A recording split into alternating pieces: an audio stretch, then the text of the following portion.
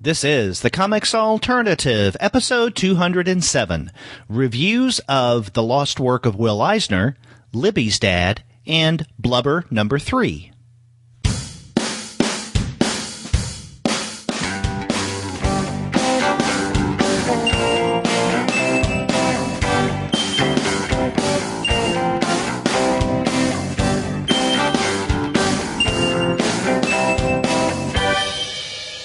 Hello and welcome to another episode of the Comics Alternative. I'm Derek. And I'm Andy, and we're two guys with PhDs talking about comics. And on this week's episode, Andy and I are going to be discussing 3 recent titles. We're going to begin with a new book, The Lost Work of Will Eisner. After that, we're going to look at Eleanor Davis's Libby's Dad.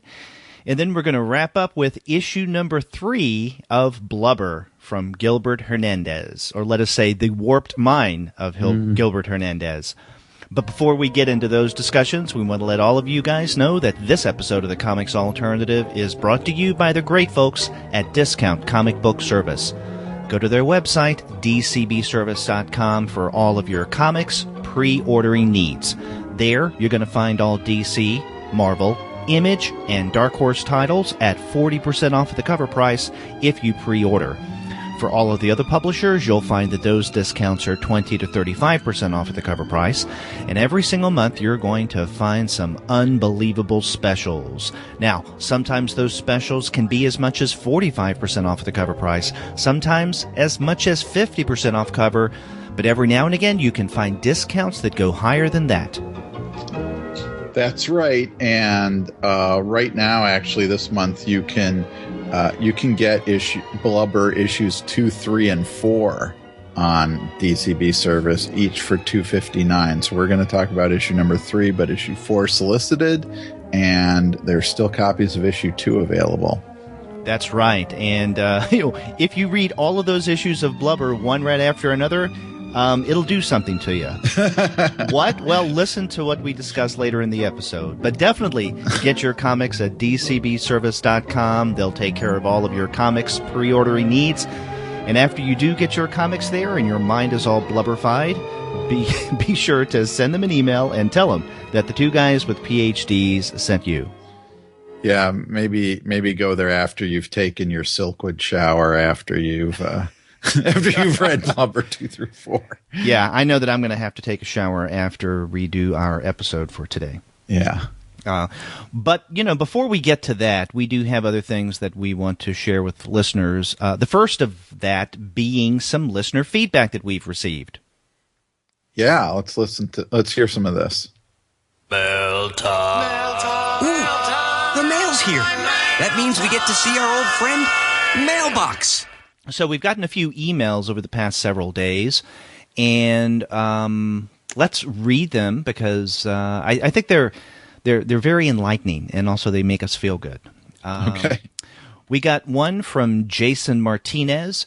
Hey, Derek and Andy, new listener here. I really dig your show. I've been listening to iFanboy for years, but I've never been a huge fan of superhero books, so I'm glad to have discovered the Comics Alternative. I have no idea how long it's taken me so long. I just listened to the episode on crime comics and was shocked that no one mentioned Stray Bullets or Sin City. Perhaps my definition of crime genre is too broad. I also really enjoyed the first couple of years of Thief of Thieves, which I think has only recently started to lose its spark. What do you guys think of those titles? Jason Martinez. And at first I thought that maybe Jason was referring to the 2-part crime episode that you and I did a few years ago. Mm-hmm. When I responded to him, though, to ask about that, he was actually listening to a recent episode. In fact, it was this month's On Location show at Valhalla Comics, where we talked about, among other things, some crime comics. And I think he's right. No one did bring up Stray Bullets or Sin City, although we were talking about very recent stuff. But Stray Bullets would have fit into that. But I told him that we're planning on doing more with crime comics in the very near future. Yeah, and I mean, I think if you're talking about, the contemporary world of crime comics, Stray Bullets and Sin City are the two kind of key texts that seem to start the ball rolling with a resurgence in crime. Oh yeah, definitely, and that's something that not too long from now you and I can discuss when we look at some recent crime titles. So thank you, Jason. I'm glad that you discovered the Comics Alternative and that you're a new listener. Yeah, thanks. And in fact, new listenership is the subject of another email that we got. This is from Kyler Roberts. She is actually an Ignatz winner for this year. She does the mini comic Powdered Milk, and I had the pleasure of meeting her at SPX and interviewing her. And in fact, that show went up a few days ago. It was fun. So she emailed me to say that it was great to meet you. You are the best comics podcaster I've heard. So you know why I wanted to share this. Yeah. She said, you really keep the pace moving along and everything seems natural and intentional. Thank you so much for including me. You have a new fan. Kyler Roberts. That's great. I mean, Powdered Milk's been, that's been around for a while, right? She's been doing that autobiographical series for some time. Yeah, and one of the things that Gwen and I discussed on last week's show, we spent quite a bit of time talking about Powdered Milk. I mean, we did the whole show around this year's Ignatz nominees and winners. But one of the things that stands out to us with Powdered Milk is it's a different kind of autobiographical comic. It sometimes has a very leisurely feel to it, where what happens in one scene or one installment isn't necessarily linked to the next, and I kind of like that because it's much more reflective, I feel, of the real lived experience. Yeah, I agree with that. So I'm just starting to listen to that particular episode that you and Gwen did, but so I haven't gotten to the point where you've started talking about Powdered Milk. So yeah, I want to thank Kyler for that kind email. And third, we got an email from Wayne Hall. This is someone, Andy, that you and I met last year at Heroes Con. He says, Derek, I think I met you at Heroes Con last year. I continue to make my podcast. And by the way, his podcast is Wayne's Comics Podcast. And he said that he bought Carol Tyler's recent book, Soldier's Heart, at this year's Space Convention in Ohio. Sadly, I haven't had the chance to read it yet, but I will be getting to it soon. I'd also like to interview her once I've read it. Nice job letting her do all the talking. Many hosts feel that they have to at least match the time their guest takes, which I don't buy. I'll keep an eye out for your podcast in the future, Wayne Hall. And you can find Wayne's podcast, All About Comics, at waynescomicspodcast.com. That's one word, waynescomicspodcast.com. Yeah, any time that we can direct somebody to reading Soldier's Heart is a great accomplishment on our part. Yeah. Because that is a book that really everybody should read.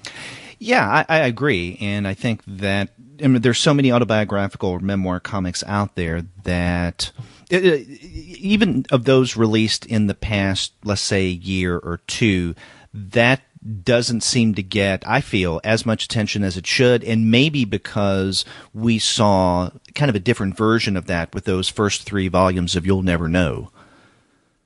And so by the time the entire collection came out last year, it was like, we've seen something like this before, although that collection was different than in some ways, from the 3 earlier volumes. Yeah, I like, though, that the collection exists because, in thinking about, possibly teaching that book, for example, though the Soldier's Heart is a pretty big book. At least it's, it's all there in a single volume, and you can order it for a class versus, the difficulty would be in ordering those 3 hardcover volumes of You'll Never Know. Exactly. So, yeah, thanks to Wayne, Kyler, and Jason for your emails. We do like hearing from you guys, so, yeah, get in touch with us, send us emails, drop us a message on Twitter or Facebook. We just like to hear from you guys. Even if it's something criticizing us, we like to get those messages as well. Sure. Well, there's also some news that we should share with our listeners. one recent bit, since you and I have done a show together, Andy, is that our podcast is now carried on the Creative Disturbance Network. Now, the Creative Disturbance Network is housed out of my home university, University of Texas at Dallas. And in fact, if people want to check out Creative Disturbance, they can go to creativedisturbance.org. That's one word, Creative Disturbance. And the way that they describe Creative Disturbance is this way. It says, Creative Disturbance, this is from their website, Creative Disturbance is an international, multilingual online platform that provides a unique virtual environment for the intellectually curious across the globe to meet, network, collaborate, create, and socialize. Here, new communities of thinkers are fostered and developed, and as a product of this linking, unlikely connections emerge. One means of both sharing and spurring such interactions is through a dynamic collection of podcasts outsourced and produced by Creative Disturbance members. And Andy, you and I are now Creative Disturbance members. Oh, that's great. I like disturbing things. Yeah. So, yeah, this is, I mean, I've known about Creative Disturbance. I didn't think that what we do, the Comics Alternative, would be something that they would want to include in their network. But this semester, someone got in touch with me and said, would you want to be a part of this? We said, sure. Now, not every one of our episodes is going to be going up on Creative Disturbance because we probably put out a little too many episodes and we would overwhelm things over there. But our weekly shows will definitely be going up there on Creative Disturbance. Oh, good. So you can get our podcast there, but definitely check out Creative Disturbance to see what other kind of shows that they have. And in terms of subject matter, it varies widely, just as the language varies widely. Different podcasts in different languages dealing with different intellectual topics. So that's creativedisturbance.org. Yeah, that's good. I'm curious to see what kind of feedback, if anything, we get from this, because most of the places where we're found are for people who are interested in comics podcasts. This is going to be a much broader net, so I wonder if we'll catch people who may not listen to comics podcasts regularly through this. I hope so. Well, on the topic of comics podcast, you and I were talking off mic about a new player in the field.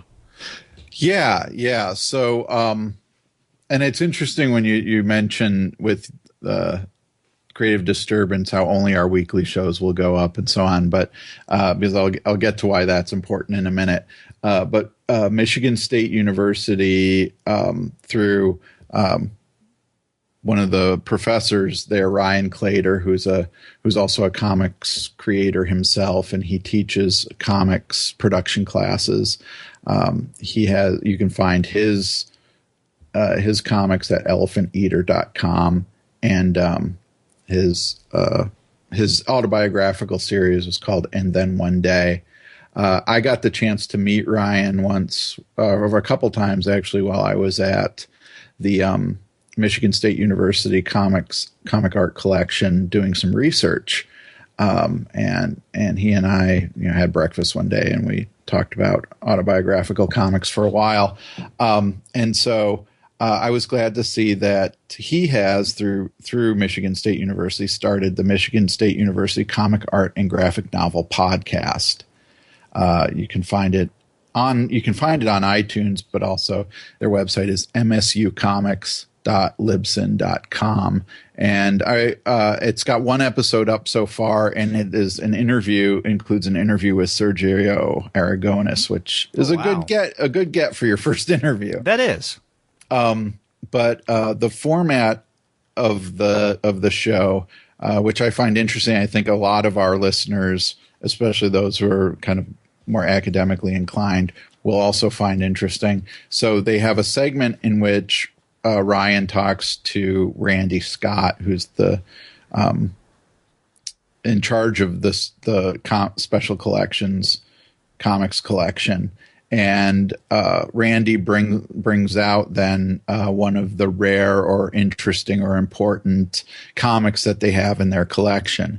And so for this first episode, it's appropriate that he brings out the works of Rudolf Töpfler, which are considered to be the first comics. Mm-hmm. And so then they'll talk about that, and then they go into the interview. Now, this podcast is going to be monthly during the academic year. So it'll be 9 episodes for the first season, and all 9 episodes are already recorded. That seems like a really humane way to do a podcast. Getting all that out or recorded and then pacing themselves. 1 episode a month, 9 episodes in a year. What do you think about that, Derek? So is this a kind of comment about my work habits? You're the hardest working man in podcasting, Derek. But even multiple podcasts per week is at first when I heard that Ryan was doing it that way, I thought, what a slacker. But then I thought, you know what? I'd do that. That would be nice. Yeah. Well, actually what we have now at the Comics Alternative is much more like a podcast network than just a single podcast. And we could do what we do. We could turn it into a podcast network and then house our different series, like, of course, the regular review show, but then there'd be the interview series, the young reader series, the manga series, Eurocomics, so on and so forth, under the network umbrella.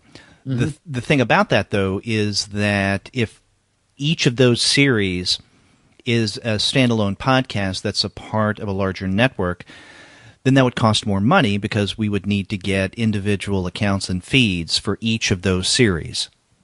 Yep. So, but you're right. We do a lot of episodes. This does sound like at Michigan State a more humane way for everyone involved. And the official title of that podcast again is Michigan State University Comic Art and Graphic Novel Podcast. Wow. I think if you just Google Michigan State University Comic Podcast, you'll find it pretty easily. But that first interview with Sergio is fantastic. They go deep into his life and his career. It's more kind of not focused really on a new work that's coming out, but more about his his biography and his major works. We know that's really good because it would appeal to the kind of people who I think appreciate, at least I hope appreciate, the Comics Alternative, but at the same time it's doing something very different. I mean, yeah, we do a lot of interviews, but I think 99% of the time we tend to anchor our interviews, or at least use as springboard, new releases. Right. Whereas given the nature of the show, right? Especially if they're recording all of this stuff ahead of time and then releasing it 1 episode a month. They're more interested in doing creator profiles that wouldn't necessarily be linked to any new publication, which I think is great. It's doing something similar to what we do, but in a very different way. And it's kind of like other podcasts that I think would appeal to our listeners that maybe deal with, let's say, alternative comics, the indie spinner rack. Now, I think that's only an interview-based show. We do the interviews, but we also do the reviews. Mm-hmm. So having the Michigan State show doing profiles on a monthly basis, I think it's a valuable addition. Yeah, it sure is. And then there was one other thing I wanted to mention before we get going here. Most of our listeners probably already know this, but last week, the MacArthur Foundation has announced its Genius Grants recipients, and one of our former guests, Jean Luen Yang, received one of those Genius Grants. That's great news. Yep. So that means that raises our count of MacArthur Grant recipients who have been on this podcast to 2. Right? Who was the other? Ben Catcher. Ben Catcher. Wow. Because I think it's Ben Catcher, Gene Yang, and Alison Bechdel. I think are the 3 cartoonists. There may be political cartoonists in there that I'm not remembering. Now we had Ben on the show after he had received it, but yes, but Yang got his after appearing on the Comics Alternative. So now, not immediately after, but soon enough after to think that there was some influence there. Right? Yeah, again, the fabled comics alternative bump. Right, exactly. Now for the MacArthur Foundation grants, not just for the Eisners. That's right. Now, I saw that Jean Louis Yang is going to be in Dallas at a half-price bookstore doing a signing next month, and so I hope I'm able to make it out there and have him sign some copies of my books. And if I do, I'll be sure to tell him congratulations and ask him to thank us. Yeah. Unfortunately, other than having him on our podcast, I've never had a chance to actually meet him. I was supposed to meet him. I was supposed to actually go out to dinner with him. Oh, wow. And because he was coming to Columbia, South Carolina for an event at the University of South Carolina campus, and that happened to coincide with the massive 1,000-year flood that we had, and so his appearance was canceled as the campus and most of the state was shut down. So that was disappointing.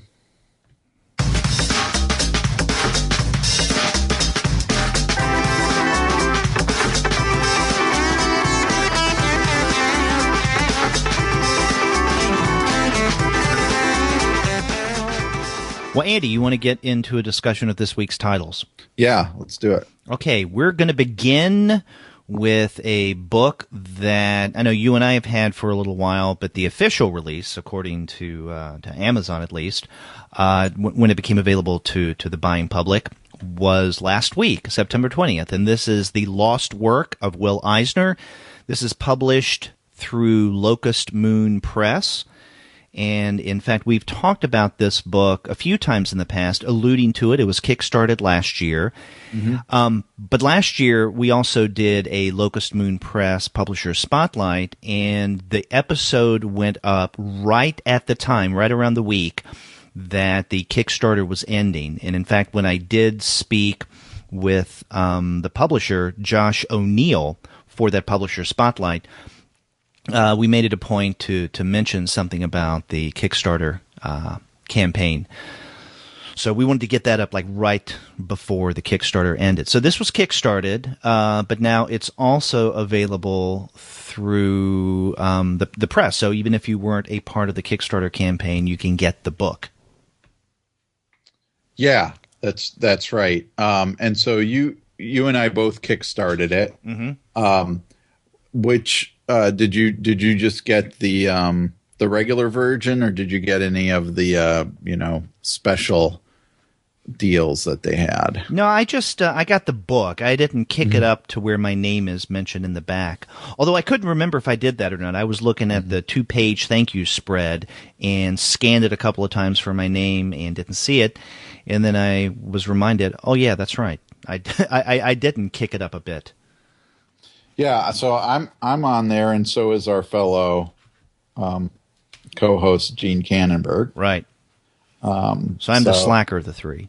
Well, no, I'm not saying this to make you feel bad. I just like seeing my name in print. But I also got mine has the book plate signed by Dennis Kitchen, and who does the introduction, and Joseph Getzinger, who's the man who found these strips, which we'll probably talk about in a bit. And then there's also a print in here of one of the strips that I guess I can hang on my wall or something, suitable for framing. Yeah. So now this is edited by the people at Locust Moon Press, Andrew Carl, Josh O'Neill, and Chris Stevens. And it, as you mentioned, it has an introduction by Dennis Kitchen. What better person to write an intro? Someone who knew Eisner very well, who was his publisher and publicist. So let's give a little context about this book, because it is literally work that had been very early work from Will Eisner that had been lost. Yes. So we get two series here, Harry Carey and Uncle Otto. Uncle Otto is a pretty straight pantomime humor strip with a gag every every strip, and then Harry Carry is a kind of odd adventure series that that shifts around, and I think points to it being an early work where Eisner's still finding his stylistic feet and so on. But the lost part of it is a pretty amazing story that this collector named Joseph Getzinger managed to find a little over 8,000 zinc printing plates containing comic strips from the 30s and later. And the fact that these even survive when those zinc plates were usually melted down, especially during World War II, that alone, that they survive, is amazing. And then that he, when going through them, discovered that there were these two series by Will Eisner, though Will Eisner uses a pseudonym with each, Carl Heck for Uncle Otto, and Willis Renzi, which is Eisner spelled backwards. Right. And that's a pretty common pen name that Eisner used a lot early in his career. So that would have been an easy one to figure out there. And so anyway, so these were discovered, and Locust Moon worked with Getzinger and the Eisner estate to put out this volume of these surviving strips. Yeah, exactly. And these are the now earliest known strips, or the earliest known comics that Eisner had done. Right. Eisner, as Dennis Kitchen's intro points out, Eisner had done Harry Carry while in high school, right, at DeWitt Clinton School, but it was a different version of the series then. Right. We even have some samples of different versions of that high school attempt. Yeah. I mean, one of the things that surprised me about this book, and when we're talking about them as lost works and the earliest works, is they're not as early as I thought they would be. As Dennis Kitchen points out, these are probably around 1936 to 1939. So 36, Eisner is 19 years old, already partnering up with Jerry Iger to do the Eisner and Iger studio. And then, if we go into 39, Eisner's already doing Jumbo Comics by then, and packaging other series, plus only about a year or two away from The Spirit. Mm-hmm. Right. In fact, you mentioned Jumbo Comics. In Dennis Kitchen's introduction, there is a reproduction of the cover of Jumbo Comics #1, which features a strip of Uncle Otto. Yeah. Yeah. So fans of Will Eisner probably would have been able to see in some places some Uncle Otto and some Harry Carry material, but these strips themselves would have been difficult to find, according to Kitchen's introduction. The Eisner Iger studio produced these strips and didn't really send them to the major newspapers in the country. Instead, they were sold fairly cheaply to small town newspapers. Right, exactly. And one of the things that Dennis Kitchen speculates on is, one thing, I guess, let me finish the thought. He wonders if the story that we get, or the ending of, let's say, Harry Carry that we get, was the actual ending. And he suspects that it probably is. He says, but for all we know, there is more to this strip that weren't in the plates, and maybe a small paper somewhere. If they have collections, the older newspapers collected somehow, that the story continues on a little further. But I think there's another thing he mentions is there is one strip in the Carry section of the book that they didn't have the plates for, but they had to reproduce from a newspaper archive.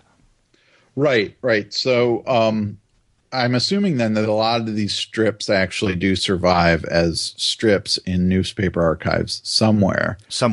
Yeah, and I know the Library of Congress has been working with local universities and libraries to digitize a lot of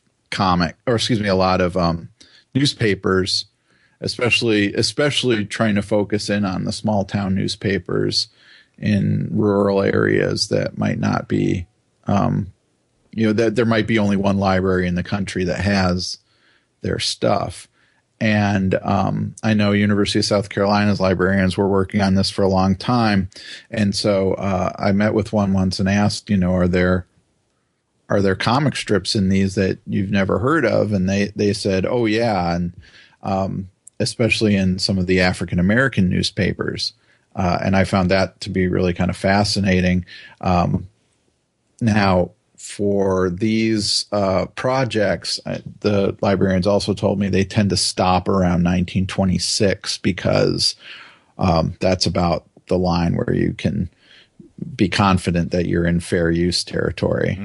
After 1926, you start to have to, look for copyright holders, especially for the comic strips and things like that. Right. I would also guess that another really big challenge for something like this, right? I mean, these old Eisner strips and comics like them is that if they were primarily written for and marketed to these very small town, regional, rural newspapers, the likelihood of them surviving in any kind of archive are going to be greatly diminished because it's these small publications, right? These small presses that just did not have the financial wherewithal to preserve things in any way. And so they would need to scrap or recycle or whatever they would need to do to get rid of material to make room for new stuff, or just going out of business, right? And there's, no need, I would guess, that they would see to preserve anything. And again, they just wouldn't have the finances, the ability, the resources to save this stuff. Yep. Yeah. So I would be really curious to see how these strips appeared in newspapers. Because one of the things the main thing we're talking about here is kind of the history behind these strips and the discovery of them and so on. And to me, that's where the primary interest of this book lies, because in reading these strips, they're not great. The gag strips, I often find really, really hard to figure out even what the gag is, or what's supposed to be funny about it. And in the Harry Carey kind of adventure series, as one of the things that Dennis Kitchen points out, it shifts in tone and style dramatically after about 8 strips, and becomes a completely different series that doesn't even feature the character Harry Carey anymore, but instead is focused in on a secret agent named ZX5.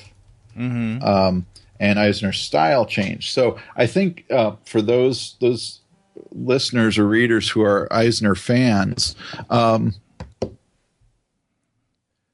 are Eisner fans, one of the main interests here would be to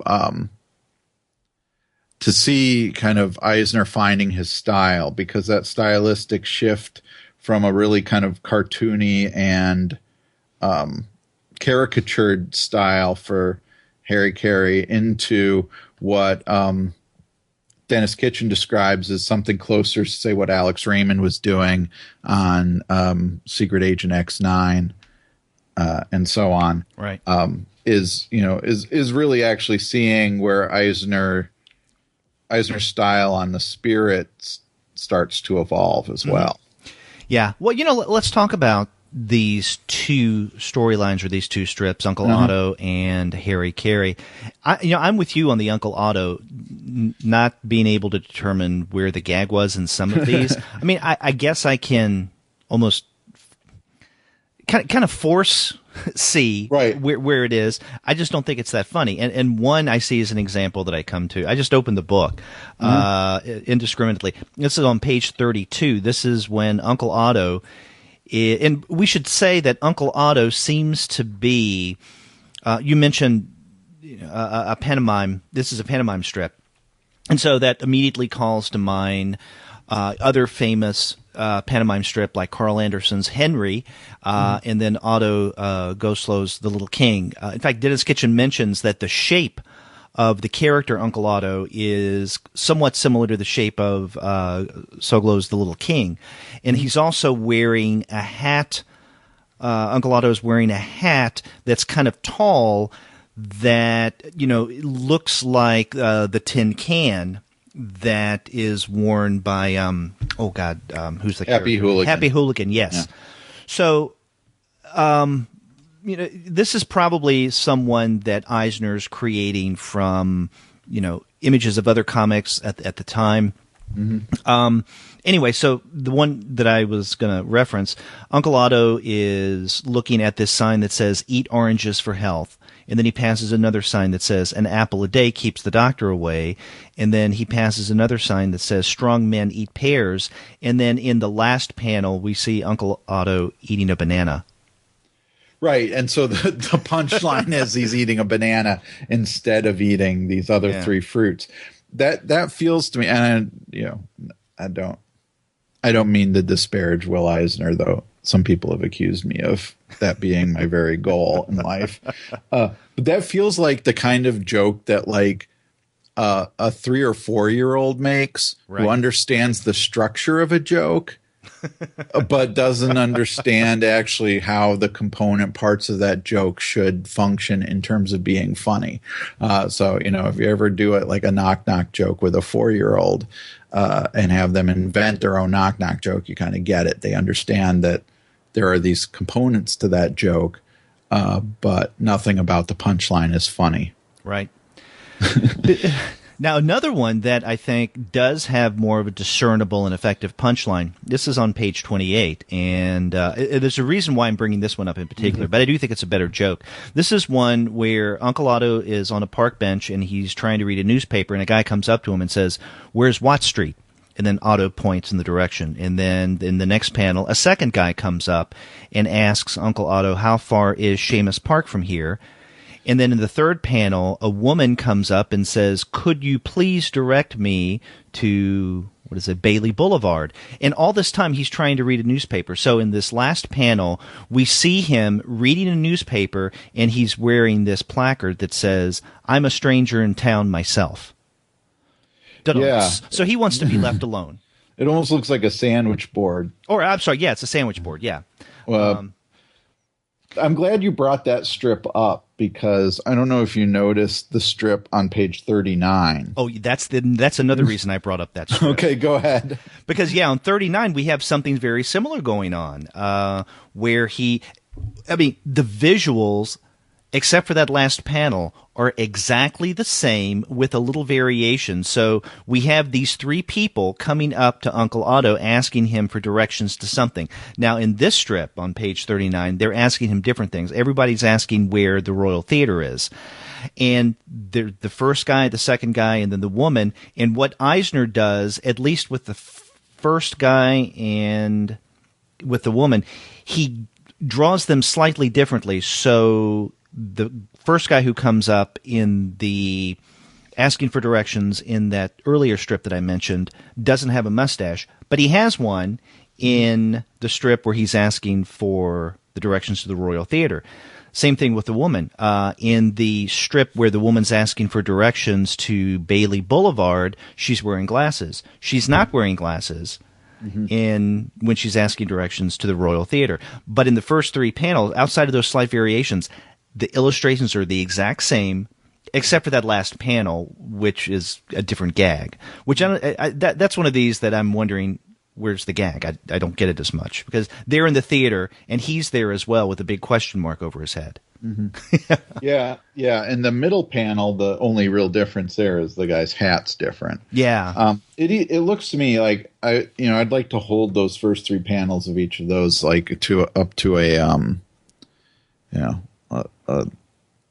light or something and see, because I get the sense that those panels are just either retraced or even just duplicated with slight redrawings. Oh done. yeah, they're retreads, and this is something that I think it was Dennis Kitchen that even points out that some of these strips with both the Uncle Otto and the Harry Carey, they vary in quality, and this could speak to the fact that at certain times, given the shop, the Eisner Eiger shop, that maybe Eisner didn't have as much time to work on these himself, and so gave them to someone else to do, right? So they're just recycling some of the work. But another reason could be that Eisner is doing them himself, but in order to take shortcuts because of time restraints and workload, that he is literally recycling and just tweaking ever so slightly certain images, earlier art that he's created.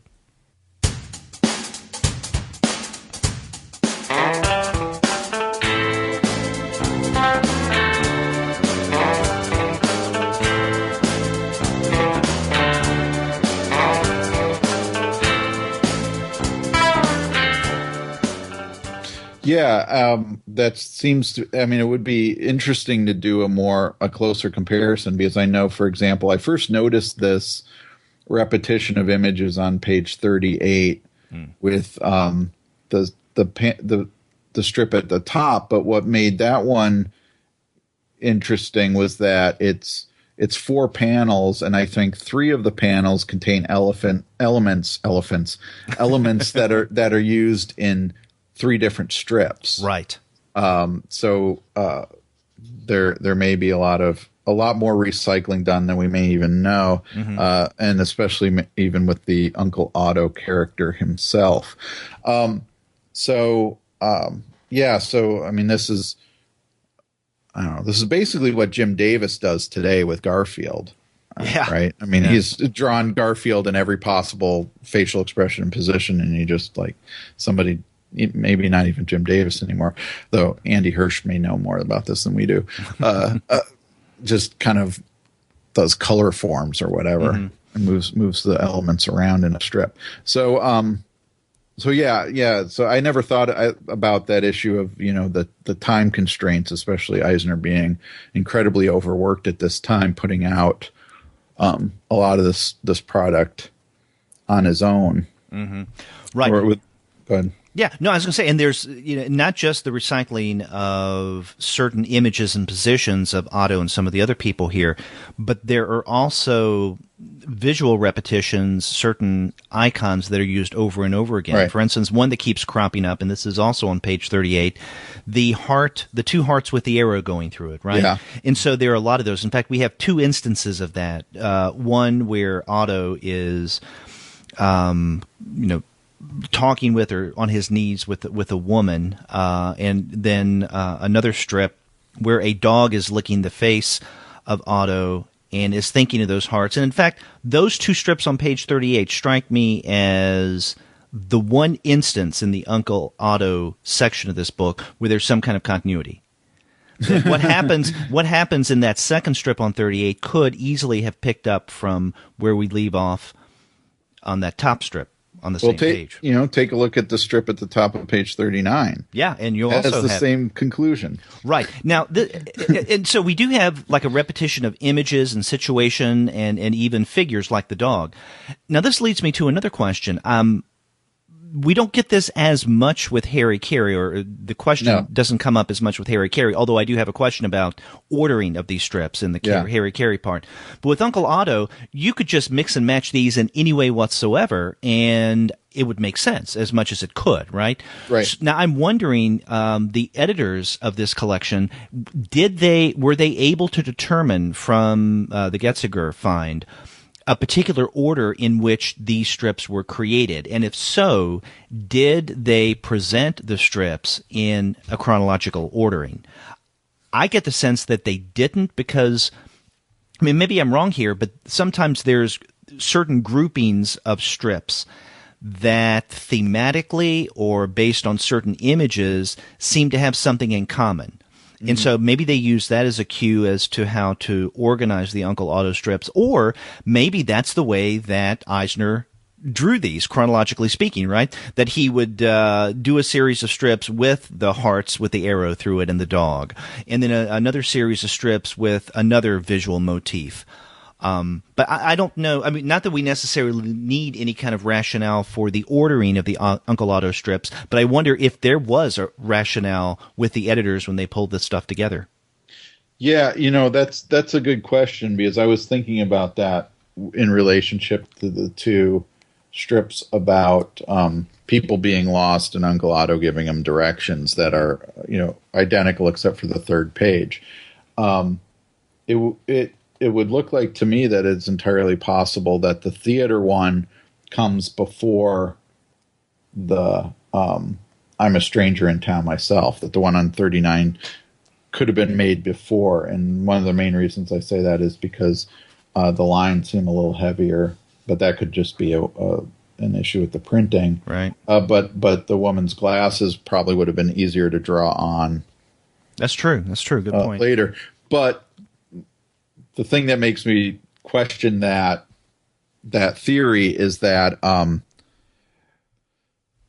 the first version of that joke works so much better than the second version of that joke. So unless the second version is like a first draft that failed, it really feels like, to me, what the second version is an attempt to retread that joke that doesn't quite work as well as the earlier version. But I don't know. Yeah, it would be interesting to know the order that they were created by Eisner, but I mean, maybe that's something that we can't know.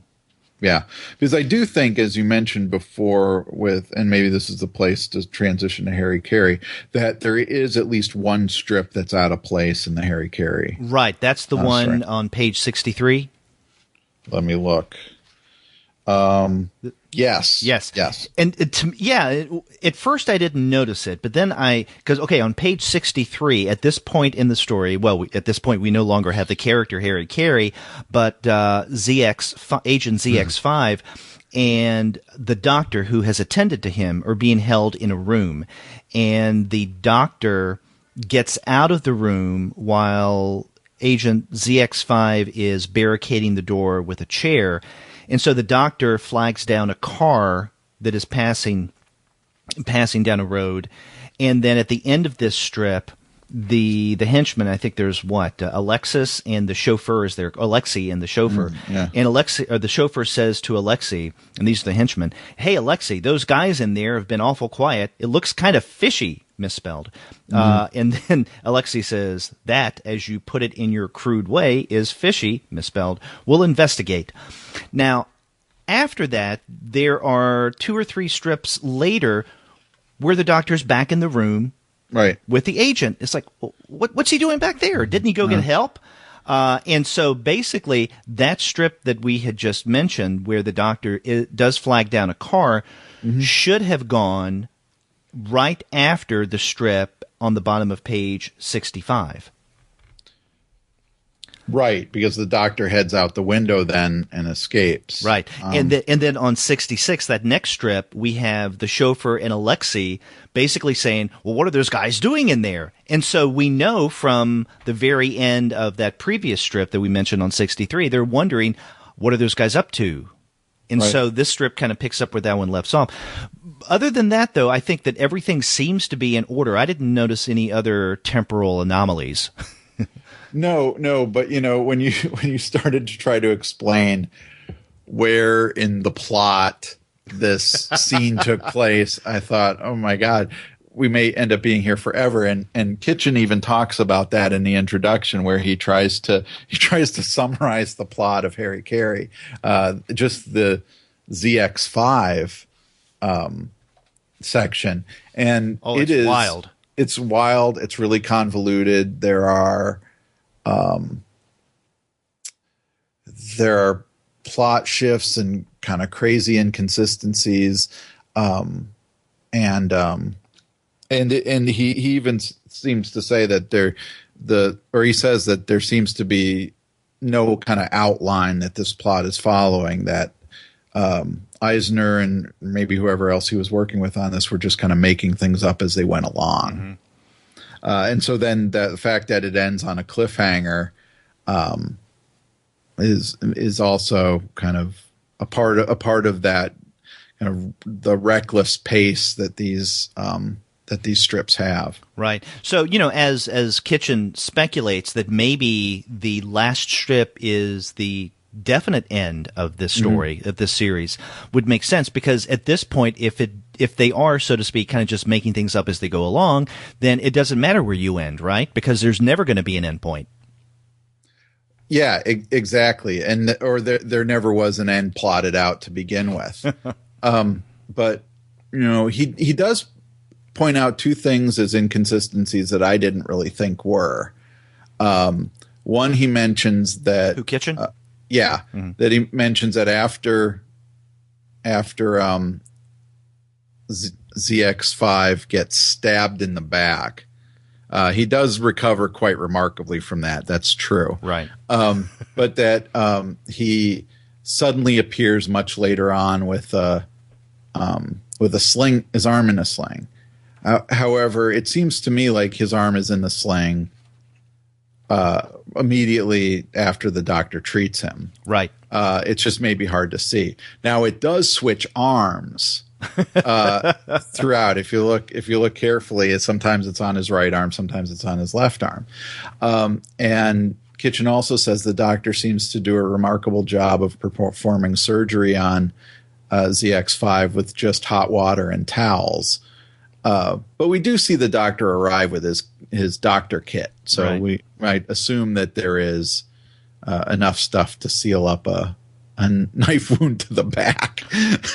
Right. Yeah, I'm with you. I noticed that having ZX5's arm in a sling soon after the doctor treats him. Yeah, I mean that seemed to be apparent. But I would just question the whole thing. Why is he was stabbed in the back? So why is his arm in a sling? Now, maybe he was hit in the shoulder to where a sling would hold it to such a point that it would help the healing process. But who knows? I'm no doctor. Yeah, and apparently neither is Will Eisner. But it's interesting to what's interesting about this whole book, and I think the ZX5 stuff is probably the most interesting. Right. For as kind of wild and inconsistent it is, the seeds of the spirit are there. We see the kind of dashing hero. He even wears a domino mask at a masquerade ball, and Kitchen points out that being a kind of precursor to the spirit. But also the kind of dominant femme fatale who's actually running the criminal organization. Look at how many times the spirit runs up against that kind of a villain. And so we really do see Eisner not just working out his visual style, which I think is really important, but also working out some of the elements that are going to become important parts of the spirit, that once they get to the spirit, they're working. Right. Whereas they're not quite there yet. Exactly. And, if we just stick with the spirit, I mean, you can look at the very early spirit strips and compare them to what comes, not too long after, and there's definitely noticeable difference in style. Mm-hmm. And so those very early spirit strips are, descendants from second cousins to or something, these Harry Carey strips, or at least after we get out of the comedic Harry Carey with the character Harry Carey. So stylistically, I do see that connection, and thematically, you pointed out the femme fatale and the intrigue and the adventure here and the action that's going on. Although I do have to say that I don't know if it was Kitchen who wrote this or Richard Green, who does a short bit on the Getziger find. One of them mentions that you can't look at this governor's ball, right, the masked ball, and see ZX5 in a domino mask without thinking of Denny Colt and the Spirit. All right. Well, I could. I mean, I mean, really, I looked at him, and he looks like a character in a domino mask. But then other characters are in domino masks. This is a ball after all. So I don't know if visually, or at least I don't see as strong of a tie visually between ZX5 with a domino mask and Denny Colt with a domino mask. But the kind of links that you had mentioned, the thematic ones, the kind of adventure we have, and the kind of characters in Harry Carey that have similarities to Spirit, that's definitely there. Yeah, absolutely. And, one other thing that I would want to mention then along those lines of characters that are similar to or even precursors to the Spirit is that in the first 8 strips with the actual character Harry Carey, he teams up with a young African-American boy named 8-Ball. 8-Ball, interestingly, being, the racially caricatured sidekick of Captain Marvel. But this 8-Ball here is definitely a precursor to Ebony White, and in fact, I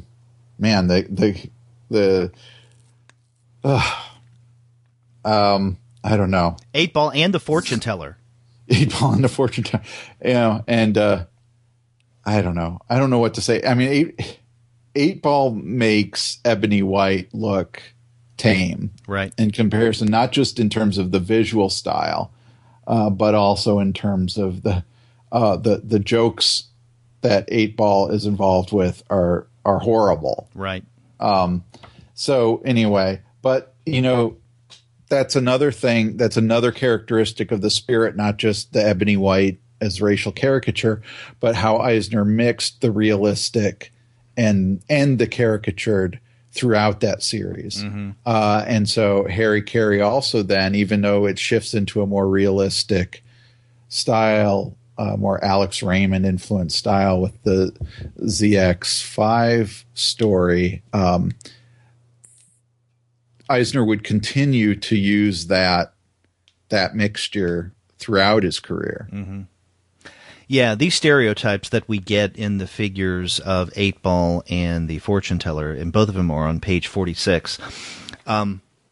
Yeah, they are egregious, and thankfully they're only in 2 strips, right? But boy, what's packed into those 2 strips in terms of African American stereotypes is, I mean, it is disturbing. I mean, the first time we see 8-Ball, he's coming out of, what is this little shack, a chicken shack, and the first words out of his mouth, "Who dat saying who dat every time I say who dat?" And of course, that is something that goes back to the kind of blackface caricature that you would find in vaudeville. You hear it in songs. You hear references to that every now and again. And so, I mean, this is something that a very young Will Eisner, very inexperienced, very insensitive, is just milking the stuff that are a part of the time then, and not just visually. But yeah, you're right. There's, if you can get over the images and the way that these characters are represented on page 46, then then hey, you can enjoy as best you can the Harry Carey strip. But the other thing worth noting, and you've alluded to it already, is this abrupt shift, and this is actually takes place in the strip on that next page on 47, where we go from this almost comedic take of crime espionage comics into something more Alex Raymond like, right? Something much more serious, where literally this shift is in the same strip divided in half. So in this first half of the strip on top of page 47, you have the character Harry Carey talking to, I don't know, some official, and the official is telling him that he is being ordered to another territory. Because Harry Carey answers the phone and says, "Yes, sir, this is Harry Carey." And this other guy, whoever he is, this official, says, "Very good. This office hereby orders a change in your territory. You are now commissioned as American military attaché to Chesterland. Prepare to leave immediately." Well, if you're taking Harry Carey the strip seriously, it's like, well, this guy is working for some kind of organization where he can be moved as an American military attaché. And who is this other guy that he's talking to? But then in the second half of that strip, we're introduced to ZX5. And there is a transition there because the text in between the two halves of this strip says, and at the same time, across thousands of miles of sea and land, deep in the country of Chesterland, our attention centers on the beginning of a dramatic intrigue, a little room in an old boarding house. And from that point forward, Harry Carey as a character is nowhere to be seen. Right. Even though the series still continues to be titled Harry Carey, it's not about him. But I want to say one more thing about 8-Ball before moving too far away from that, and that is you mentioned something that is also something that Dennis Kitchen mentions, that this can be kind of chalked up to the inexperience of youth. And the a product of its time, and so on. But I think I also think those two strips, or three strips really, because 8-Ball shows up earlier, though he's inside the chicken coop, is indicative of, I think, a more kind of consistent attitude that Eisner has throughout his, throughout especially the early part of his career. I mean, there is a straight line between 8-Ball and the first appearance of Ebony. Right. Some argue that Ebony becomes a much more rounded character and so on. But my attitude towards that has always been kind of, so what? If Eisner had been serious about changing Ebony, he would have changed Ebony's appearance. Right. Not just his personality. So the idea that that a racial character like that would have come to Eisner as a part of an earlier strip and then get recycled in the later strip seems to indicate that that's something that he wanted to include in that form. Right, and that's a good point to make. Yeah. I don't excuse this. I think that Dennis Kitchen in his introduction did that a little bit and then moved on. I do think though that if you're looking at the body of Eisner's work, or especially early in his career, right, focusing specifically on the spirit and the problems of Ebony White, then you can't ignore this. Yeah. So, the shift in tone, and then the editorial glitch, I guess, and the chronological arrangement of these strips, I think are the most notable parts of the Harry Carey section of this book. But again, I think the Harry Carey has much more potential for discussion, as we've seen, than Uncle Otto. Uncle Otto, it's interesting. It's a curiosity more than anything, but there's more to sink our teeth into when it comes to Harry Carey. Yeah. Yeah, and I think it points to a larger. It provides evidence for a larger understanding of Eisner as someone, and I think this is it goes back to something Gary Groth said about Will Eisner in one of the interviews he did with Eisner, that there's this constant tension between art and commerce throughout Eisner's career, and one of the ways that tension plays out is in these early strips where Eisner is trying to basically duplicate the success of other strips, whether it's like was a King. Little King and Henry, and Henry always disturbed the hell out of me. He doesn't have a mouth. The lack of mouth, yeah. And then, but then also, that kind of developing a style out of Alex Raymond. Now, there's nothing wrong with that. I mean, we see creators do that all the time, trying to kind of find their footing and what they want to do. But I think it's interesting to me how much,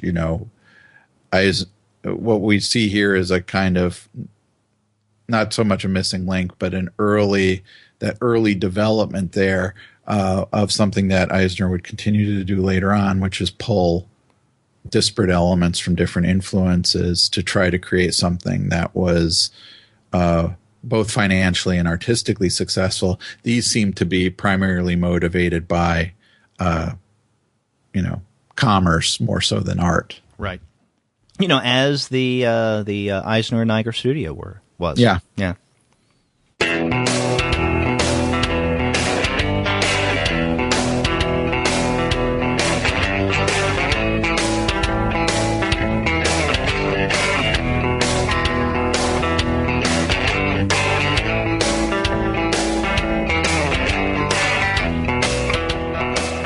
Well, you want to move on to the next title that we're discussing this week?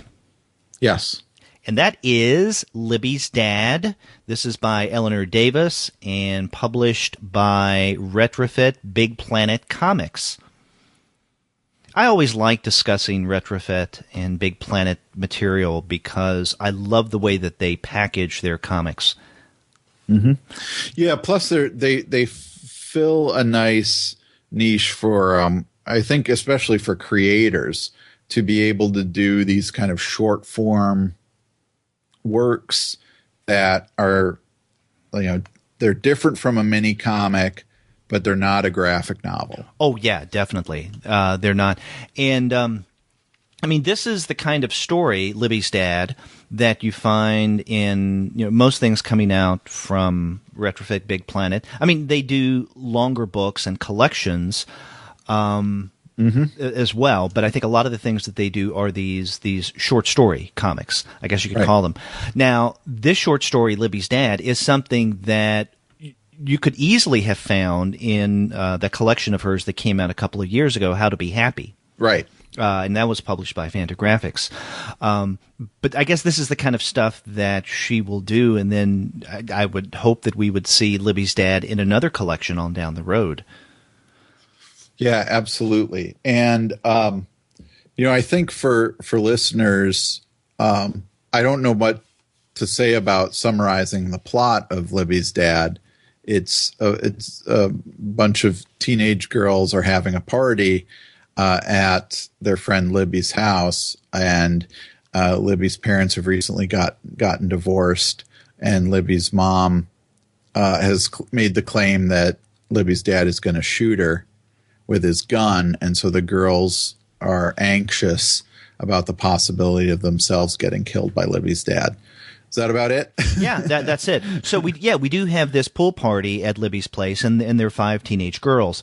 Although there's one member of their gang, someone by the name of Taylor, who didn't come, and that's what introduces the, I guess, mystery, if you want to call it that, that's associated with the title Libby's Dad, because as the girls are talking, and this thing is narrated by one of the girls, someone whose name is Alex. Right. And so Alex tells us that in her conversations with some of her other friends, usually when Libby is away and can't hear the conversation, that the reason why Taylor is not there is because Taylor's mom had heard that Libby's mother said that Libby's father wanted to shoot her.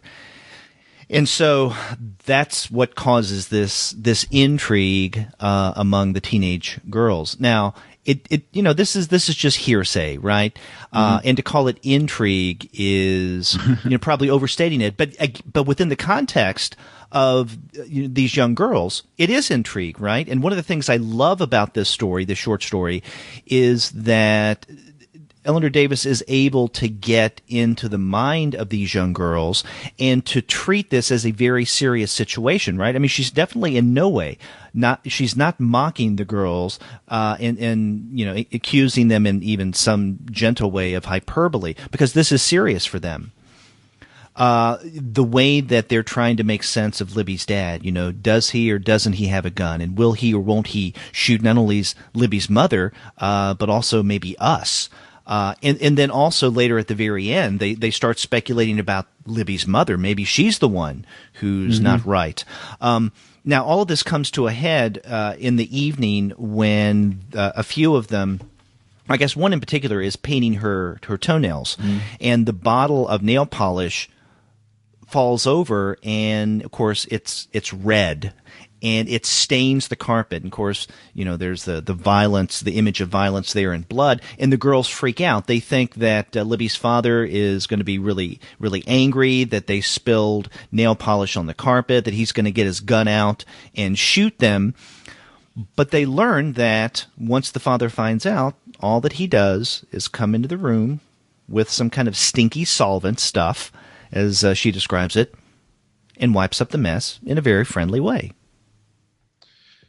Yeah. So I think that what you're pointing out there with that summary is that the story is feels almost kind of ephemeral, but in a really good way. Right. That you're dealing with a very small incident within the lives of some teenage girls. I like how you pointed out that she's not judging these girls or anything like that, and it, it feels real. It's just a little slice of life, and I really enjoyed that aspect of it. I think it's also an exercise for Davis, an artistic exercise for Davis, because one of the things we haven't mentioned is the visual style, which seems, I believe, is colored pencils. That's what it looks like. Yeah, and even the lettering is in is in a regular number 2 pencil or whatever. It looks like something you could take an eraser to and it'll easily come off. Exactly. And that, I think, adds to its ephemeral nature. Plus the fact that Davis, and this is fairly common in her work, doesn't use panel borders. Right. And so everything just kind of floats together. It is really, so on top of being, this very nice, light story, it's a beautiful book as well. It is.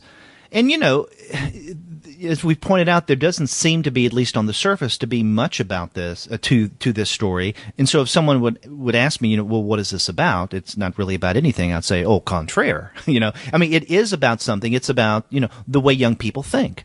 And I think that is the challenge there for Davis to get in to her characters here, specifically her narrator Alex, and the things that they discuss, the suppositions that they have, and then the conclusions that they come to at the end of the book, I think, about both the father and the mother of Libby, are very typical of the way that children think. Yes. Not that I can remember the way that I thought when I was that age, but I imagine I thought the same way, that the things that these girls are talking about in terms of speculating about Libby's father, ooh, is he going to shoot us? Those are the ways that I thought, and I talked with my friends at the time, I'm sure. And those fantasies gain traction because of the kind of echo chamber within the group of friends. And exactly. So they all start kind of buying into this fantasy about Libby's dad, and that makes it seem all the more real to them, to the point that they're actually visualizing themselves getting shot in the head. Yeah. And in fact, I'm glad that you mentioned that section. This is toward the end of the book, and this is a 2-page spread where Alex is saying, we thought Libby's dad was going to shoot her right in the head, and then he was going to come shoot us. And you do see, this is very graphic. For this to be, that at first it caught me by surprise, because for this to deal with such an innocent subject matter, right? A sleepover, young girls sleeping over. And then to have them being shot in the head. You do see them shot in the head, and you see the red blood spurting out. Of course, the red, the same color as the nail polish that they spill. That is quite jarring. But that is one of the 2 sections of this story that we're taken out of the reality of the moment, because that's a fantasy that those girls have, right? They think that there's a possibility they're going to get shot. But there's an earlier 1-page departure from the story, and this is right after the nail polish was spilled. And it is an image, kind of a silhouette, really, of a gun of a handgun. Mm-hmm. What did you think of that when you saw that? That I thought that was interesting because that kind of jarred me for a moment, Mm-hmm. Because that where is that image in the diegesis? Right. It's not. Is it a kind of fantasy? Is it part of the what the girls are visualizing is going to happen, or is it meant on Davis's part to be a kind of non-diegetic insert that is meant to have us, meant to represent the fear the girls have, but also that image itself. It looks to me like what Davis has done. For those who are listening, it's a drawing of a gun, but the gun is in the white space on a page that is otherwise covered in the blue pencil or crayon that she's using here. So like a reverse silhouette. Yeah, like a reverse silhouette. There you go. Yeah. Yeah, and also notice the direction that gun is pointing, right? Of the 2-page spread that this is a part of, this is on the right-hand side or the left-hand side, and it's pointing toward the right-hand page, and that's where the girls are panicking now because they've spilled the nail polish, and so it's pointing right at them. Right. And yeah, that's a great question that you raised. Is this a fantasy moment? Is this something that they're imagining? So is this an image that's representative of what's going on in their heads right now? Or is this a non-diegetic insert from the author, Eleanor Davis herself, that kind of a momentary intrusion into the story in a way that has us thinking in a manner that we wouldn't without that? For instance, right. That the violence of this moment may be kind of fantastical to a point. On the other hand, all you have to do is turn on the news, and we see things like this happening all the time, unfortunately. Right. So this is a really good story. Eleanor Davis was at SPX and last weekend. I did not have the opportunity to meet her. I saw her from a distance, but I had forgotten to take my copy of Libby's Dad, so I couldn't have gotten her to sign this anyhow. I wish I had, though. Yeah. But this is definitely worth checking out. And this was just released, I believe it was last week, from Retrofit Big Planet. I haven't counted the number of times that you and I have talked about Retrofit Big Planet comics, but it's a lot. And I think that everything they do is definitely worth checking out. They're I have to tell you, one of my favorite publishers right now, especially one of my favorite very small presses. Well, yeah, and they're getting, Eleanor Davis is at the, top of the alternative comics world, and they get solid creators, and, creators I've never seen before.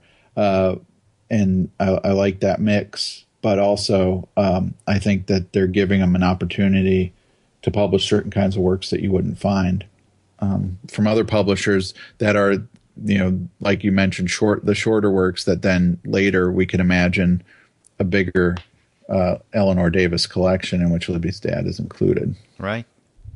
Even Box Brown, who does work in the past and coming up with First Second, he's one of the publishers here, and he's done work with his own label. So I think it's really good that that the creators that they publish do stuff with them, but then also for larger presses like First Second and Fantagraphics. Yep.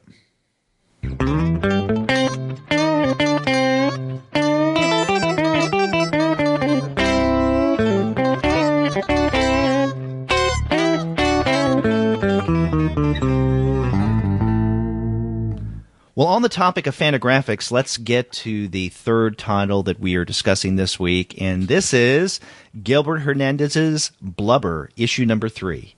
I almost kind of wish we had done this before Libby's Dad and used Libby's Dad as a kind of palate cleanser. That's a good point. That's a good point. But I like talking about Blubber. I know this is a third issue, and we don't normally do third issues, but I would like to actually talk about every issue of Blubber as it comes out. And we're big fans of Gilbert Hernandez. Yeah, of course.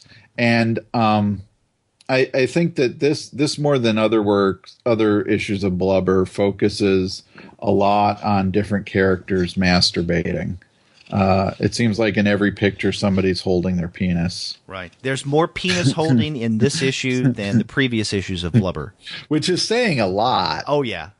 Because I think Blubber #2 probably had the record. Right. For that before this. Now, earlier you mentioned Blubber #2. Earlier this year, I think it was back in April, you and I did a show where we focused all on the Hernandez brothers, right, but mostly Gilbert because they had several things coming out at that time. And it was at that point on that episode, and I can't remember the episode number, that we discussed Blubber #2, although we referenced #1. Now, we haven't officially discussed Blubber #1 on our weekly review show, but I think last year at some point you and I discussed Blubber #1 on one of our Patreon supplemental shows that only certain levels of Patreon supporters get. That could very well be. I know I remember talking about it with you. Yeah. But yeah, so one of the first things that we see in Blubber #3 is on the inside front cover. And by the way, so Gilbert uses the full comic here. There is nothing wasted in this comic, and the inside in every issue so far, the inside covers as well. But I feel like the Mr. Elvis strip that starts this book off is almost a kind of Blubber manifesto. It is in many ways. Yeah, I like the way you put that. Because Mr. Elvis is basically a masturbating satyr, and somebody off screen is asking him questions, and one of the panels asks, "What do you say today, Mr. Elvis?" And he says, "Let freedom ring." And then asks, "And what else?" "That's all." "I could say that," the voice says. And Mr. Elvis says, "Then say it often to everyone you meet." "Thanks, I will. Let freedom ring. They call me Mr. Elvis." As he's masturbating, as he's orgasming. And so, but the idea of like kind of let freedom ring. I mean, I think that if anything, Blubber is its mission statement is that this is going to just kind of be unleashing free creativity in all these wild ways, and just accept that. Right. And not only accept, but the kind of let freedom ring being this kind of patriotic slogan as well, is that this is America. This is free. Yeah. This is free speech at work. Exactly. Yeah. And also, with Blubber, we have the closest that not only that Gilbert Hernandez, but I think that any of the creators that we tend to lump together as, alternative comics creators come to the underground comics, right, of the 1960s and 70s. Now, if you are familiar with the work of Gilbert Hernandez, but you haven't yet had the pleasure, if we want to put it that way, of encountering Blubber, this is different. I mean, if you read some of his Love and Rockets material, specifically the Fritz stories, even if you read Birdland, you're not going to be prepared for the kind of storytelling, if we want to call it storytelling, that we get in the Blubber series. I mean, this is Gilbert. To say it, letting it all hang out is maybe putting it lightly. I mean, he is just having fun. He's doing, it seems very stream of consciousness, stream of artistic inspiration. These don't seem to have, I mean, they're not solid stories, right? If you're looking for good storytelling, don't look here. Look for Love and Rockets. You basically have situation, scenario, leading to situation, scenario, leading to situation, scenario. And what all of these situation scenarios have in common, almost in every story in Blubber, is erection, fucking, masturbation, you name it. I mean, there's just so much fucking sucking. And there's a lot of oozing in this issue. Yeah. More than in the others. It is a liquidy issue. And the bulk of the issue is a pretty long silent story, which is just a matter of a bunch of various creatures giving each other oral and or anal sex and then killing each other until we finally end up with one surviving character who's a satyr. Circle of Life is the name of it. Yeah, Circle of Life. But I wanted to mention something about Blubber&, the first story that follows Mr. Elvis, because this is the kind of the main reason I wanted to talk about this book in the first place. So we're introduced to a character called Blubber&. I'm guessing that's his name. I don't even want to begin to try to describe what he looks like. It's really hard. It would be impossible. He is more closer to humanoid, I guess, than a lot of the other characters in this book. But he's kind of frowning and crying, but he's saying, "Hugh, I have a good life. Hugh, see what I can do. See how free I am. So free." And he's running around. All he has on is a pair of socks, and he's masturbating. But then the next page, where we get what I think was one of the more interesting things that Gilbert's doing in this book, we cut to a cartoonist who's drawing the page that we just, or drawing a page with Blubber&, and he's laughing and he says, "Har har, what a kind and thoughtful cartoonist I am. I can give him all the pleasure I want to. Today, I will give him more joy than ever. Har har." And then he draws a picture of Blubber&, with a penis in his mouth, his anus, his eye socket, and he's also then masturbating as well. So, and then ha ha ha, he loves it. Oh, he does love it so. And then something bad happens to him. And then we get, another kind of layer of the narrative here, where this other creature that's kind of like a fat bunny rabbit is watching the cartoonist on television. And then he goes and he's in the room where Blubber&'s laying on the bed masturbating, and he tells Blubber&, about the cartoonist and what's happening to him. And so I don't know how to even describe it. It's like a kind of Escher-esque narrative where one layer is, where do all these kind of layers of the narrative go if the creator of Blubber&, is being watched by Blubber&'s friend, who then tells Blubber&, what his creator is doing. Right. Yeah, and you mentioned it like an Escher painting, and I think that makes sense. I was thinking of it as, let's say, a narrative Mobius strip, right? Yeah, it kind of bends around on itself, because when we see Blubber&, at the end, when this big bunny creature is talking with Blubber&, at first I thought that maybe this bunny creature was in that next level of the narrative also a creator of some sort. And so what happens to the cartoonist as he's laughing is the result of what this bunny creature had willed. But that doesn't seem to be the case. But yet he's watching this from a distance. Yeah, it does look like a TV screen or a computer screen. But then he can report back to Blubber&, who's now a part of this narrative level, which doesn't make sense. But then again, if you're looking at anything narrative-wise making sense in any Blubber story, you're in trouble. But that's right.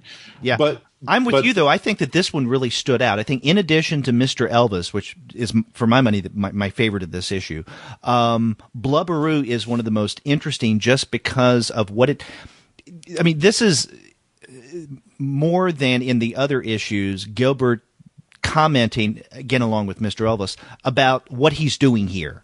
Yeah. Yeah.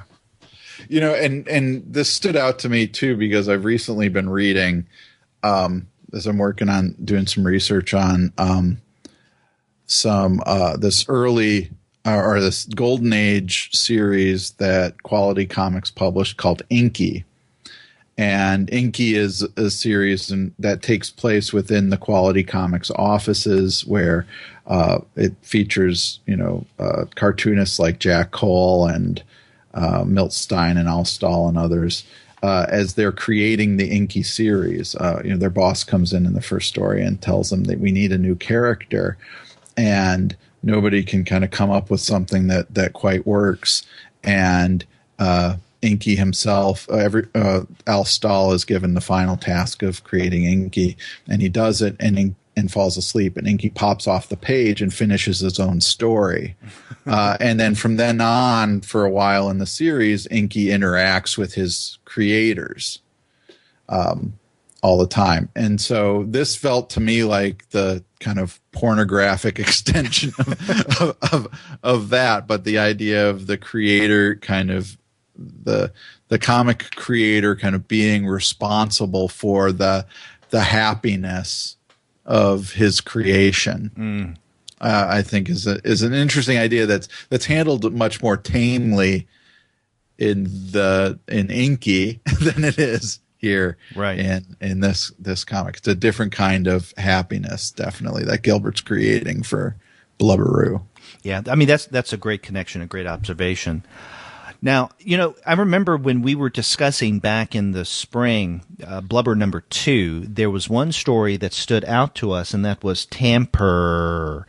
And the way I said it, that's the way that the name is spelled, because there are a lot of R's at the end. And the reason that story stood out in issue number 2, it was the one story where you didn't see anything explicit sexually speaking, at least. Right. And there was violence, but you didn't get the same kind. You didn't get the violence or otherwise regarding sex, which you have in every other story in Blubber. And I was wondering if we'd get something similar to that in issue number 3. And we don't, although the closest thing to this is the Snowman Cometh. And this is what I guess the cover image refers to. And so you have the snowman, who is a wrestler who is in the wrestling ring, and he's defeated by an opponent, and he's shoved out for being washed up, right? So he can no longer be a wrestler. And I thought, okay, so this is one where we won't have explicit sex. And granted, we don't have as explicit the sex scenes as we do in some of the other stories, but it's still here in this. But I think one of the things that stands out about this is defecation, because a characteristic that marks Snowman is that he can't help but defecate himself, no matter where he is. Yeah. And he's wearing spandex wrestling shorts. So we get, Gilbert gives us close-ups of his butt going blorp, and, chunks forming inside the spandex. That's a memorable sound effect. Yeah. And I think that, the title of that story is somewhat misleading in terms of what you might expect from this book, because it's called The Snowman Cometh, but I don't think the Snowman character actually ever has an orgasm in this comic. No. He does, like you say, shit himself a lot. But the Gilbert means cometh in the most banal and clean way you can imagine. He just arrives, he shows up, but everybody else at this strange place. And there's no Eugene O'Neill reference at all. Yeah, there you go. Yeah. And then we get more. We also get more Papusi, who's also in the previous issues too. This porn star that is a recurring character. Now, she wasn't in 1 though, was she? No, she wasn't in 1, but she's in number 2, 2 and 3. So I'm guessing that she is now a regular. Right, and I think she showed up in the last Love and Rockets. Yes, series, right. Yeah. And in fact, that second story. No, it's the first one that Papusi is in. I guess it is the first one that she's in this issue. Yeah, the only one. There is a character that is watching Papusi and Joachim. And Joachim was a character in issue number 2 as well. And that character has a Fritz-like look to her. Yeah. But then, as we were discussing in that last Love and Rockets book, I mean, there are just so many Fritz lookalikes that we've lost track. So to call this a Fritz-like character or someone who looks a lot like Fritz is to talk about the Fritz stories right now. So, I mean, this is that, I guess, that convergent point between the Blubber world and the world of Love and Rockets. Yeah, exactly. By way of Fritzy. Yeah, and which makes Gilbert's Love and Rockets Fritz stories even more complicated and difficult to follow. But that's fine. I feel with a lot of Gilbert's stuff, it's just a ride to go on. Right. Sometimes a really nasty and disturbing ride, but it's a ride that you don't have to. You have to suspend any desire for narrative sense. Yeah. And then the way this issue ends, the last story, the last strip is on the inside back cover. And again, we have another Sartor. So he seems to keep coming back to this sort of figure over and over again in these Blubber stories, and appropriately enough, I guess. But here at the end, we almost have like a "that's all, folks" ending in this last panel, where this bunny creature now sticks his head out of the end of a severed penis. It says, "Oh, please don't stop singing," because the satyr had been singing when part of him broke off. So, yeah. If you've never read a Blubber issue and you're trying to make sense of what Andy and I are trying to describe here, I'm sure that it's confusing. But no, what I was just thinking of as we're talking about it, I really now want to do like the Blubber audiobook. Because we're trying verbally to describe what's going on here, and it's nearly impossible because these creatures don't look like creatures that anything else, anybody else draws. Right. Like that satyr at the end comes across this deflated thing that looks like something we've seen in an earlier story, and he refers to it as a Janx. Yeah. JNX. That means nothing, right? It's,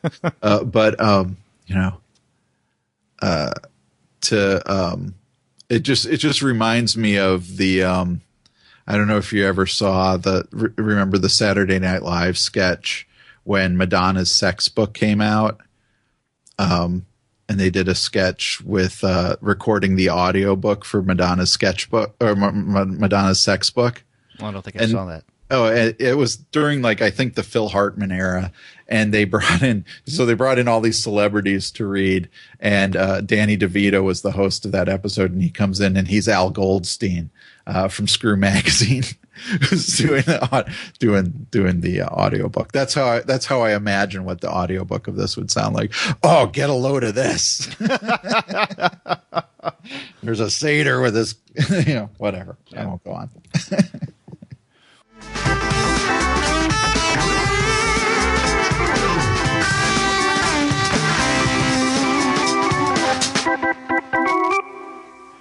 Andy, if we look at what we've discussed on this week's episode, we started from a point of, let's say, gravitas and worked our way downward.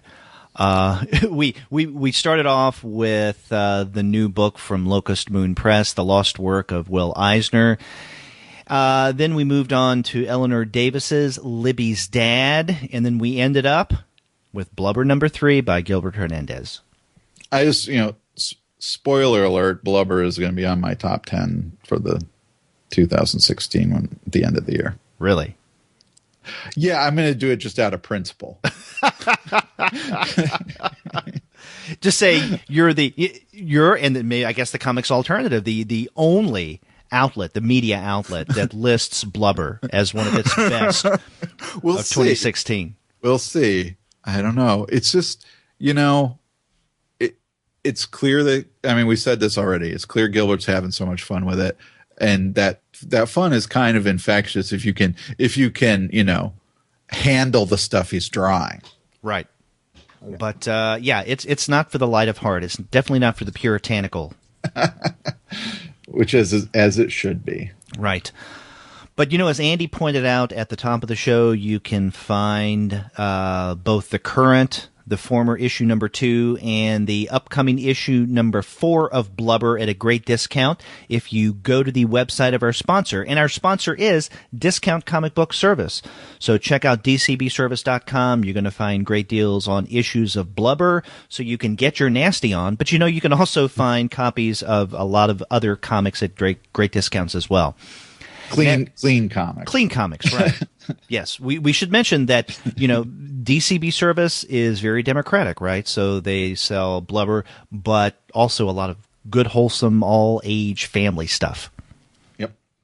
And after you do get your comics there, be sure to get in touch with us and let us know if we're going too far in discussing Gilbert Hernandez's Blubber. If you go to our website, comicsalternative.com, you'll find that you can leave us a voice message from the comfort of your own computing device by using SpeakPipe. Or if you want to be old school about it, pick up the phone and dial 4153-COMICS. That's 415-326-6427. Or you can get a hold of us by email. We are 2guys@comicsalternative.com. And if you want to tell me to stop talking about Blubber, you can reach me individually at andy@comicsalternative.com, and I will send you back a polite message saying no. Yeah, and if you want to appeal to me to try to get Andy to stop talking about Blubber, you can contact me at derek@comicsalternative.com. And we have our Twitter feed. It's at the number 2 guys with PhDs. That's right. But you can find us elsewhere on social media, such as on Facebook, Tumblr, Instagram, Google+, Goodreads, Pinterest, and YouTube. You can subscribe to the podcast through iTunes. You can stream us on Stitcher. You can find us on TuneIn, on Spotify, and on iHeartRadio. Now, you can also see us as we're part of the Creative Disturbance Network.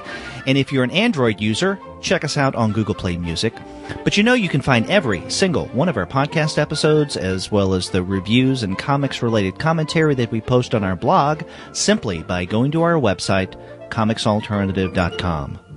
That's right. All the ways to get a hold of us, let us know how we're doing. That's right. And we do like to hear from you, just as we like to hear from people like Wayne, Kyler, and Jason, who sent us those nice emails. So do send us those messages. We like to hear from you. Yep. And until next week, I'm Derek. And I'm Andy. See ya.